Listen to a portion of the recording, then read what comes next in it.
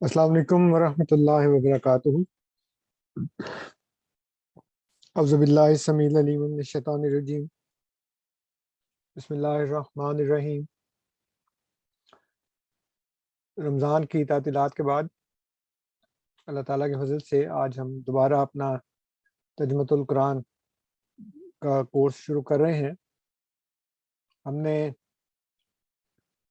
पिछली क्लास में जो रमज़ान से पहले हुई थी उसमें आयत नंबर 60 तक का तर्जुमा सीख लिया था। आज हम आयत नंबर 61 से शुरू करेंगे और आज हम एक ही आयत पढ़ेंगे क्योंकि जो अगली आयत है 62 नंबर वो ज़रा लंबी है, इसलिए हम उसको कोशिश करेंगे कि अगली क्लास में शुरू करके ख़त्म करें। इस आयत में अल्लाह ताला फरमाता है व इज़ इस्तस्का मूसा लिकौमिही। व इज़ तस्का आपको मैंने बताया है कई दफ़ा और बार बार इसलिए बताता हूँ कि ये बात फिर आपके ज़हन नशीन हो जाए। इज़ और इज़ा दोनों का मतलब होता है जब। फ़र्क ये है कि इज़ माजी के लिए इस्तेमाल होता है और इज़ा हाल और मुस्तकबिल के लिए। तो यहाँ पे माजी के एक फ़ेल का तज़किरा किया जा रहा है, उसके बारे में खबर दी जा रही है कि वइज़ तस्का, और जब पानी मांगा। सका का मतलब होता है पानी पीना या पिलाना, और जब किसी फ़ेल के साथ अलिफ सीन ते लग जाए तो इसका मतलब होता है उस चीज़ को तलब करना। तो वइज़ तस्का, और जब पानी तलब किया, पानी मांगा मूसा ने ले कौमे ही। ये आप देख सकते हैं, मैंने उसको अलग अलग करके लिखा है ले, और ये भी मैंने आपको कई दफ़ा बताया है कि इसका मतलब होता है के लिए। ले कौम है यानी कौम, ही उसकी, तो ले कौम ही उसकी कौम के लिए, यानी कि अपनी कौम के लिए। लफ्ज़ी तर्जुमा तो ये होगा उसकी कौम के लिए, लेकिन बामुहावरा तर्जुमा है अपनी कौम के लिए। तो मूसा ने पानी मांगा क्योंकि वो सहरा में थे, तो वहाँ पानी मुहैया नहीं था, तो हज़रत मूसा अलैहिस्सलाम ने अपनी कौम के लिए पानी मांगा। फ़कुल ना, फ़ा मतलब बस, कुल कहा, ना हमने।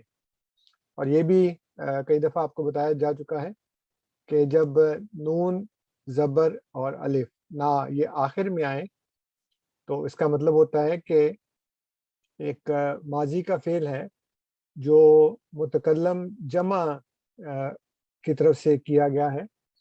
कुल ना हमने कहा,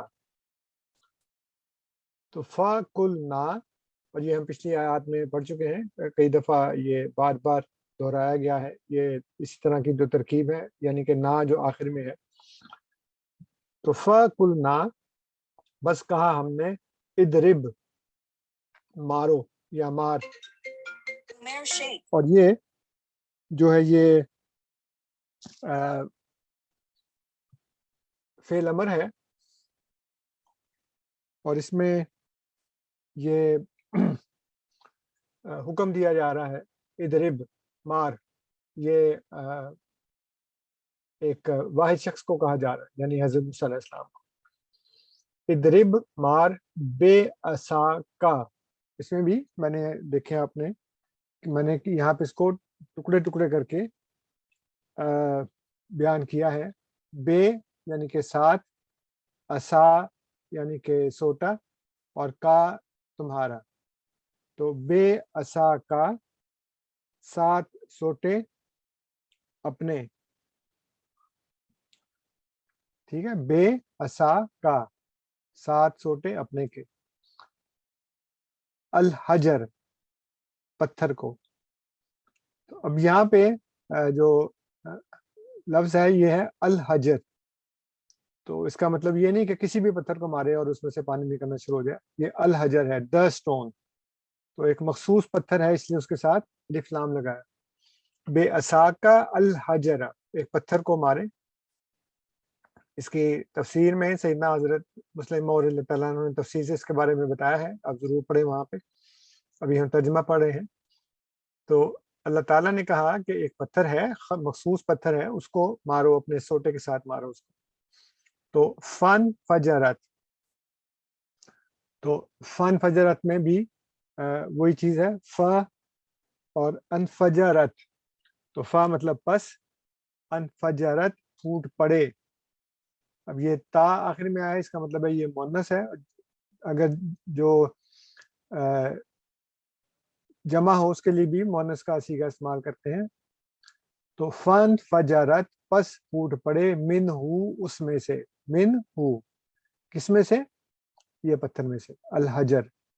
کیونکہ حجر مذکر ہے تو، لیکن جو چشمے ہیں وہ یعنی آئینہ یہ مؤنث ہے. تو اس پتھر میں سے، من ہو اس میں سے، یعنی مار ساتھ اپنے سوٹے کے، الحجرہ اس مخصوص پتھر کو، فانفجرت پس پھوٹ پڑے، من ہو اس میں سے. اور یہ ہو آپ کو پتہ ہے یہ اسم ضمیر ہے، یعنی کہ پروناؤن ہے مذکر کے لیے. اگر یہ مؤنث ہوتا تو پھر یہ ہوتا منہا، لیکن چونکہ یہ مذکر ہے الحجر، اس لیے ہے من ہو اس میں سے. اسنتا عشرتا 12. اسنا عشرہ آپ کو پتہ ہے یہ 12 کے لیے استعمال ہوتا ہے، چونکہ یہ مؤنث ہے اس لیے آیا اسنتا عشرتا، آئینہ چشمے. تو اس میں سے پھوٹ پڑے، پس پھوٹ پڑے، یعنی جب مارا سوٹے کے ساتھ تو پس پھوٹ پڑے اس میں سے 12 آئینہ چشمے. تو 12 چشمے پھوٹ پڑے اس میں سے. قد علما تو جان لیا. قد جو ہے یہ جب ماضی کے ساتھ استعمال ہوتا ہے تو اس کا مطلب ہوتا ہے یہ ماضی قریب ہے. جیسے ہم جب نماز پڑھتے ہیں باجماعت، تو جو تکبیر کہنے والا ہے وہ کہتا ہے قد قامت الصلاۃ، یعنی نماز کھڑی ہو گئی ہے، نماز قائم ہو گئی ہے، یعنی ابھی یہ ماضی قریب کا ہی واقعہ ابھی ابھی ہوئی ہے.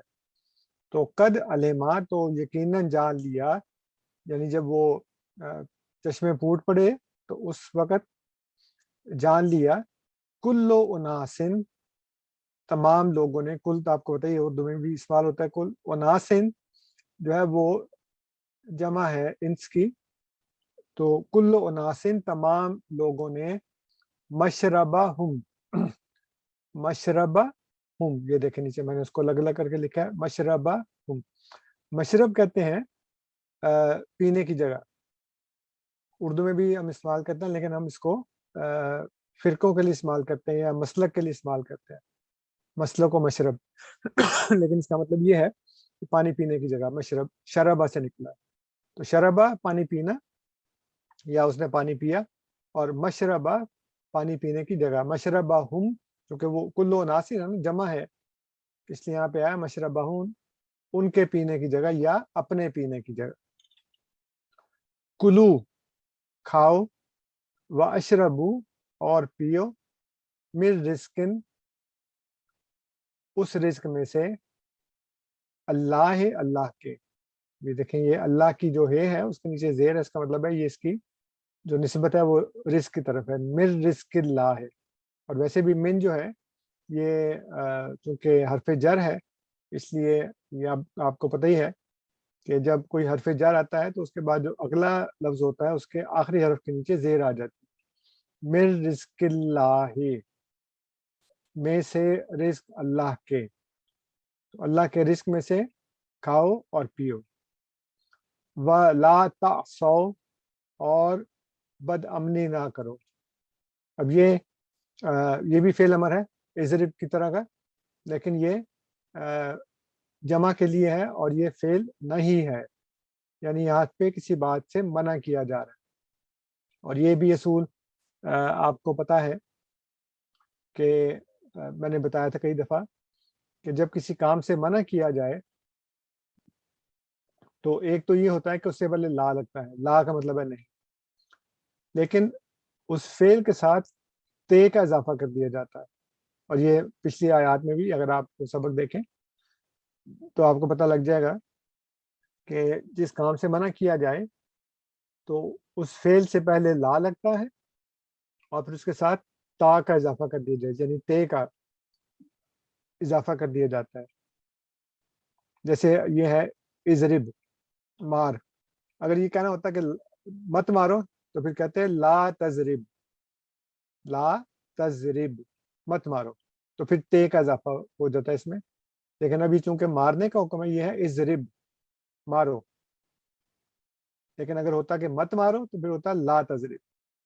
तो यहाँ पे चूंकि कहा जा रहा है कि बदअमनी नहीं करनी, वला तासौ, और मत बदअमनी करो तुम सब लोग, क्योंकि जमा के लिए है। फिल अर्दे, जमीन में, फी भी जो है वो हरफ जर है, इसलिए इसके बाद जो लफ्ज आया है अल अर्द, उसमें ज़ात के नीचे जेर आ गई, फिल अर्दे, जमीन में, वला तासौ, और मत बदअमनी करो, फिल अर्दे, जमीन में, मुफसिदीन, फसादी बनते हुए, यानी तुम लोग फसादी बनते हुए, फसाद करते हुए ज़मीन में बदअमनी ना करो, यानी ऐसी बदअमनी ना करो कि ज़मीन में फसाद जो है वो पैदा हो जाए। क्योंकि एक वो जो जिहाद होता है उससे भी अमन को थोड़ा सा ख़तरा हो जाता है, लेकिन वो अच्छे मकासद के लिए होता है। लेकिन जो फसाद ख़राबी के लिए हो, वो फसाद होता है ख़राबी के लिए है, तो उसमें ये कहा गया कि बदअमनी ना करो इस तरह के ज़मीन में फसाद फैले। तो ये आयत है। मैंने आपसे अर्ज़ किया कि अगली जो आयत है, आप ये देखें, ये ज़रा थोड़ी सी लंबी है, इसलिए ये आज अगर हम शुरू करेंगे भी तो ये ख़त्म नहीं होगी, इसलिए हम इसको इंशाअल्लाह ताला अगली क्लास में इसको पढ़ेंगे और कोशिश करेंगे कि इसको ख़त्म कर लें। दूसरी बात ये कि अगले हफ्ते से आपको पता ही है यहाँ पे कनाडा में जो मेरे को शूरा शुरू हो रही है, उसमें भी जाना मुझे। उसके अलावा फिर पीर से हमारा मुरब्बियान का रिफ्रेशर कोर्स शुरू हो रहा है, तो अगली पीर को क्लास नहीं होगी, लेकिन उससे अगली पीर को फिर इंशाअल्लाह ताला हम जो है अपना सबक को जारी रखेंगे। जज़ाकुमुल्लाह ताला से इंतज़ार। अस्सलाम वालेकुम व रहमतुल्लाहि व बरकातुहू।